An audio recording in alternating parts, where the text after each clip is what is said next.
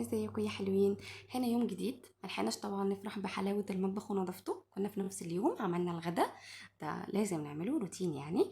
هنا كانت صينية بطاطس قمر قمر قمر، ريحتها تحفة، تتبيلة تحفة هقول لكم عليها. بنستخدم فيها 5 تومات او على حسب بتحبوا قد ايه، بس انا كان عندي 4 ورق، كانت كمية كفاية قوي ليها.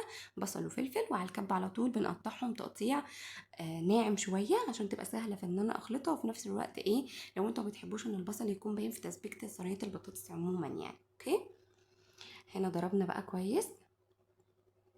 بعد كده بتبل الخلطه نفسها قبل ما احشي بيها. تمام، حطينا فلفل اسود مع البصل الني، بيبقى تحفه اصلا، ومع السوا كمان هيطلع ريحه تحفه. 7 بهارات، بتحطوا بابريكا، بتحطوا شطه بس كميه قليله، خصوصا لو انتوا عندكم بيبي او بترضعوا او كده. بنحط ملح، بنحط شويه قرفه، وبنحط شويه كزبره ناشفه، بيبقى تحفه مع الفراخ.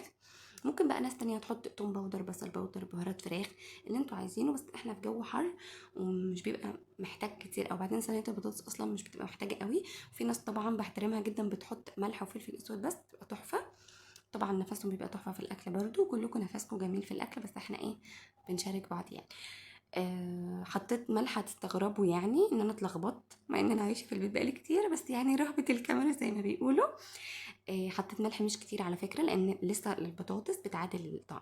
الزيت ده ليه؟ عشان يخلي بس القوام متماسك شويه، لما اجي اوزعه ما بين الفرخه يبقى في ايدي متماسك، وفي نفس الوقت يفضل جوه ما بين الجلد وما بين اللحم. طبعا الريحه في الوقت ده بتبقى تحفه تحفه تحفه، حتى وهي لسه نيه شفتوا تحفه. هنبتدي بقى نحشي، نتبلها كويس قوي، نعمل لها مساج كده رايق. ممكن على فكرة ان انتوا تنغزوها كده بالسكينة بحيث ان التتبيلة تدخل اكتر، بس عشان اتفقنا ان احنا بنوفر وقت، فاحنا بنعمل اكل اليومين، فعلى ما يجوا يتسوى تاني يوم ممكن يحصل اي دروب مثلا في السوا في حاجة، فممكن تتهري مننا، فبنتجنب اي اخطاء طبعا عشان جو حر وكلنا زهقانين وكده.